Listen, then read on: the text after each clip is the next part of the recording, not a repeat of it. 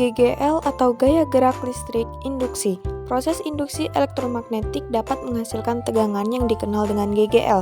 Adapun beda potensial yang menyebabkan timbulnya arus induksi disebut dengan GGL induksi. Kartu kredit atau ATM adalah contoh peralatan yang memanfaatkan fenomena induksi elektromagnetik. Hukum Faraday. Bunyi hukum Faraday yaitu GGL induksi yang terjadi pada loop tertutup sebanding dengan negatif kecepatan perubahan fluks magnetik terhadap waktu yang melalui loop itu. Berikut adalah contoh soal dan pembahasan mengenai materi hukum Faraday. Hukum Lenz dalam Young dan Friedman 2000 berbunyi, arah sebanding efek induksi magnetik sedemikian rupa sehingga menentang penyebab efek itu. Berdasarkan hukum tersebut, arus induksi selalu menimbulkan medan magnet induksi yang berlawanan dengan perubahan medan magnet asalnya. GGL induksi pada loop kawat. Perbedaan potensial pada penghantar mengakibatkan timbulnya arus listrik. Arus listrik yang mengalir akibat adanya GGL induksi disebut dengan arus induksi. Arah arus induksi dapat ditentukan dengan kaidah tangan kanan.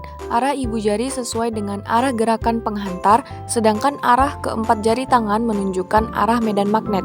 Dengan demikian, arah telapak tangan mendorong menunjukkan arah arus induksi. Induktansi dibagi menjadi dua. Yang pertama, induktansi diri. GGL induksi akan timbul pada rangkaian listrik jika ada perubahan fluks magnetik pada rangkaian tersebut.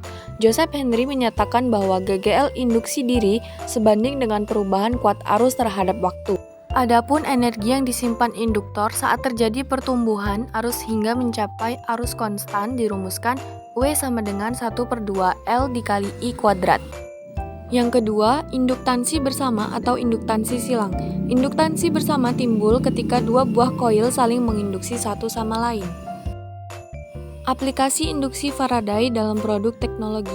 Yang pertama, generator atau dinamo adalah alat untuk mengubah energi gerak atau mekanik menjadi energi listrik.